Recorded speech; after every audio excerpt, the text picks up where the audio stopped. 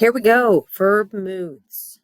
Let's learn about the 5 types: indicative, imperative, interrogative, conditional, and subjunctive. First of all, what is verb mood?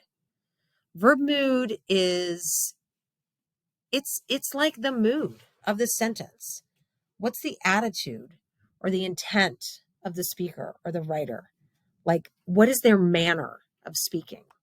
What is their mode of speaking? It does not demonstrate time like verb tense. It indicates like the state of being or reality of the speaker. Okay, the first type is indicative. This is the most basic type, expressing an assertion or denial. Assertion is like just stating that something is, or denials, something is not. Examples: I didn't eat dinner last night. Ostriches cannot fly. So just your basic everyday sentence. The next type is called imperative verb mood. The word imperative means something that's really important. So think about commands, prohibitions, like telling someone to not do something or stop doing something or giving someone advice. The next type is interrogative. This is a state of questioning. Think about a police interrogation. Anything having to do with a question. Examples are, how many games did we win last season? Or will you leave me alone now? Or could you please get my shirt from the dryer? Those are examples of interrogative verb moods. The next type, this one's a little trickier, is conditional verb mood. This is something that will only happen if the conditions are right. It's dependent upon a condition, such as if Darian had cleaned his room, he could have played outside.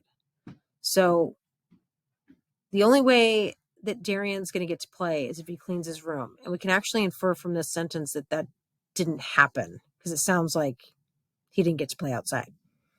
Another example is, I would like a glass of orange juice. Notice how this is different from I want a glass of orange juice. The first one expresses that it's conditional on something. Imagine you're at a restaurant and you're ordering, I would like a glass of orange juice. It's conditional on the person getting it for you, as opposed to saying, I want the glass of orange juice, where you're just asserting yourself in that situation. It sounds kind of rude to say it in the indicative mood. So again, this goes back to what the point of verb mood is, which is to express the attitude of the speaker. When you use conditional verb mood, you're showing that you're polite. Last example of this is, Lisa might be able to fix the situation. So there's some condition upon which, if that condition is met, she could fix the situation, but we don't know if that condition will be met. We're not sure. Subjunctive verb mood, this is the last type. So this has to do with imagined scenarios, like hypotheticals, statements that are contrary to reality. Like, if I were to be president of North Korea, I would change the government. It's probably not going to happen. You're not going to be president of North Korea. Anything that expresses a wish, a suggestion, or a doubt, or a request. And notice that they do not use past, present, or future tense, which leads me to the next slide. Because in a subjunctive mood, the action has not happened, it isn't happening, and it's never going to happen. Like, you're never going to be president of North Korea. So anything you said, like, if I were this, or if I were a cat, you're not going to ever be a cat. So that's the subjunctive mood. This is just a little fun critical thinking slide about how subjunctive mood is in some ways disappearing because our language is becoming more informal. Example, if Cam were to help me, I'd be done with the project much sooner. That's the correct way to say it. But you'd hear most people saying, if Cam was to help me, I'd be done with the project much sooner. Notice the difference.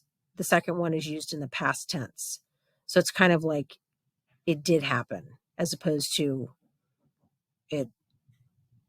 it's like a wish of something to happen. Okay, so things to remember. If you change a verb's mood, the tone of the sentence is different. It's kind of like the example I gave about if you're at a restaurant and you say, I would like a glass of orange juice versus I want a glass of orange juice. The mood depends on the purpose of the sentence